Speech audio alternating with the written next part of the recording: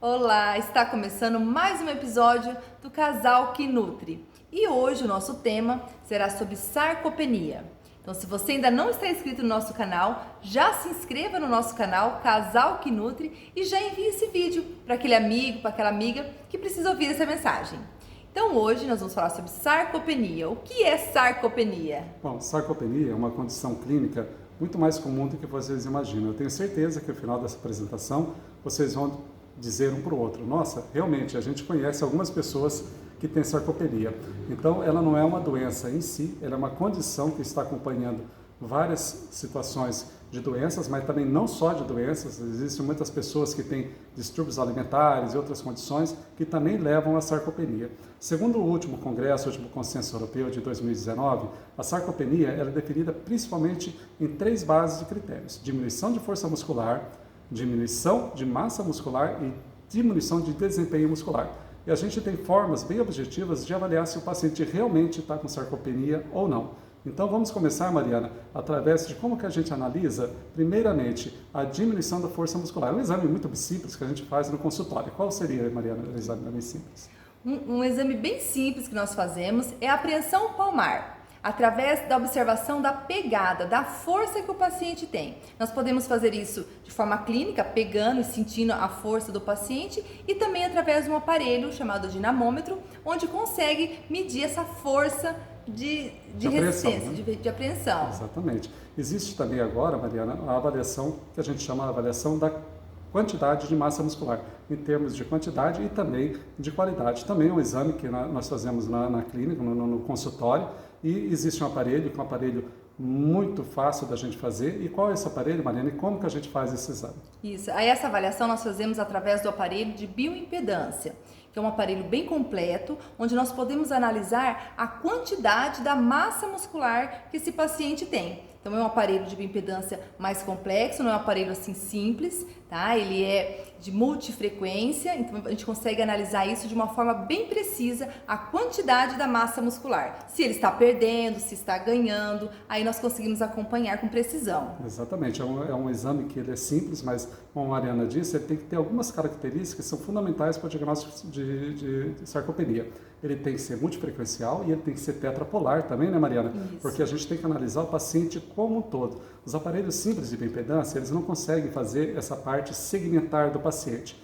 Já o aparelho tetrapolar e multifrequencial, a gente consegue analisar separadamente a musculatura dos braços, do tronco, do abdômen, das pernas, inclusive para a gente orientar de forma mais precisa a parte muscular que ele tem que recuperar com maior ênfase, né, Mariana? E o exame é super simples, simples, não dói nada, é bem rapidinho. Bem rapidinho. Aliás, a explicação demora muito mais que o exame, né? Isso. Porque a gente dá uma explicação muito detalhada a respeito dessas alterações. Além disso, ele também avalia a parte de gordura do paciente, né? E também a composição corporal. Então, a parte de avaliação da massa muscular é só uma parte do total desse exame. Agora a gente tem que avaliar também, Mariana, como eu falei, dos 3 critérios. A gente já avaliou a parte de força muscular, de massa muscular e o desempenho muscular, ou seja, a funcionalidade do músculo. Também é uma maneira simples que a gente avalia no consultório. Isso, aí nós observamos a marcha do paciente, nós observamos a frequência como ele faz a caminhada, se ele tem uma frequência mais rápida, mais lenta, então tudo isso é observado assim, de forma clínica mesmo. Exatamente, são testes simples onde a gente avalia essa questão da frequência e da velocidade também, né? E agora, Mariana? E quais os grupos de risco? Exatamente. Né? Agora nós vamos ver quais são os grupos de risco da sarcopenia. Sarcopenia. Então, basicamente, a gente tem pessoas que são mais susceptíveis a ter sarcopenia.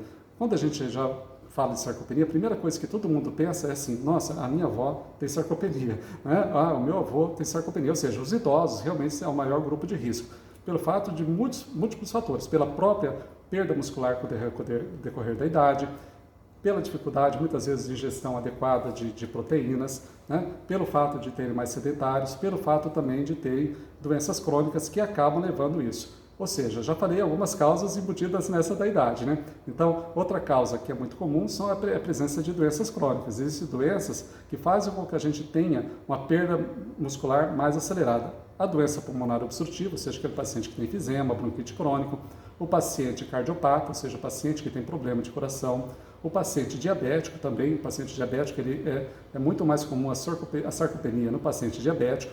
O paciente que a gente sabe hoje que é uma condição clínica, mas que já é caracterizado como uma doença crônica inflamatória, que é a obesidade. A obesidade também, ela leva um acúmulo muito maior de gordura, mas leva muitas vezes a uma sarcopenia também junto, ou seja, a pessoa ganha gordura e perde massa muscular, isso daí agrava a situação clínica da obesidade. E existe também, que não é só em idoso, também não é só em paciente idoso, existe pessoas jovens também com sarcopenia, principalmente pessoas com distúrbios alimentares, Mariana. Tem muitas pessoas que fazem a alimentação muito restritiva, ou seja, no intuito de perder peso, no intuito de ter um corpo ideal, muitas vezes elas acabam ingerindo pouca proteína, aquém daquilo que ela necessita, e leva a um consumo de massa muscular, ou seja, a pessoa perde gordura, mas também perde músculo. Ou seja, isso daí a gente consegue ver através do aparelho de bioimpedância, que a gente chama, né, Mariana, de falsa magra, né? A falsa magra, tem mais gordura e menos massa muscular. E menos massa muscular, tá? E normalmente essas mulheres, que é o mais frequente, elas queixam para a gente no consultório e falam assim, nossa, eu perdi peso, mas eu estou tendo dificuldade na academia. Inclusive existe uma síndrome que a gente chama síndrome da mulher atleta, que é bem isso. É aquela mulher magra que faz uma dieta restritiva e que passa a ter um desempenho muscular inadequado. E isso daí a gente consegue detectar através desses exames simples, né, Mariana? E agora vamos falar um pouco, Mariana, mas tem tratamento, né? Tem tratamento, isso é importante. O tratamento, os pilares é basicamente atividade física, né? Nutrição adequada, suplementação e tratamento das condições básicas, né? Então eu vou falar primeiro aqui que é a parte do exercício. O exercício é fundamental, tá? E quando a gente fala em exercício para sarcopenia, a gente está falando de exercício de resistência, exercício de musculação, sempre orientada, no médico indica, mas sempre tem que ter um personal, trainer, né? Principalmente de pacientes que estão mais, vamos dizer assim, debilitados, né? A Mariana, e a nutrição? Porque essa é a parte mais da Mariana, né? Isso.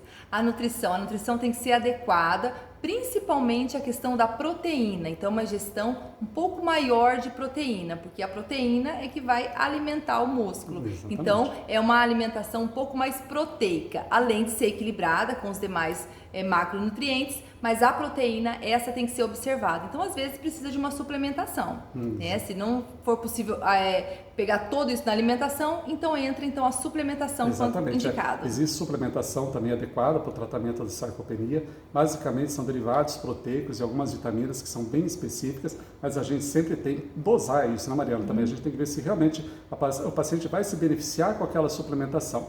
E tratar a base de tudo, né? Então, lógico que a idade a gente não tem como tratar, a gente tem que abordar e oferecer ao idoso a melhor forma dele se alimentar, a melhor forma dele se exercitar, mas otimizar também as doenças crônicas. Então, se o paciente tem um efizema pulmonar, a gente tem que otimizar isso. Se o paciente é diabético, a gente tem que deixar ele nos níveis mais adequados.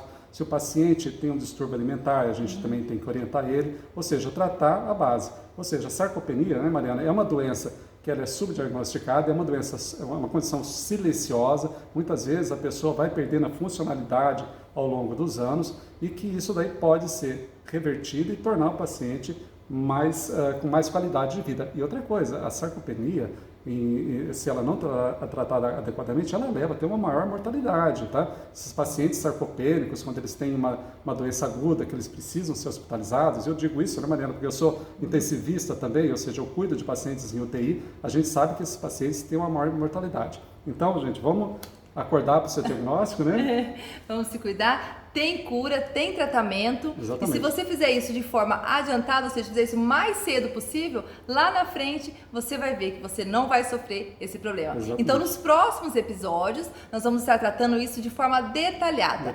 Cada ponto que nós estamos falando aqui, cada grupo de risco desse vai ser detalhado nos próximos vídeos. Então, fiquem ligadinhos, se inscrevam no nosso canal e que logo a gente volta com mais notícias. Tudo de bom, muito obrigado mais uma vez. Curte e compartilhe.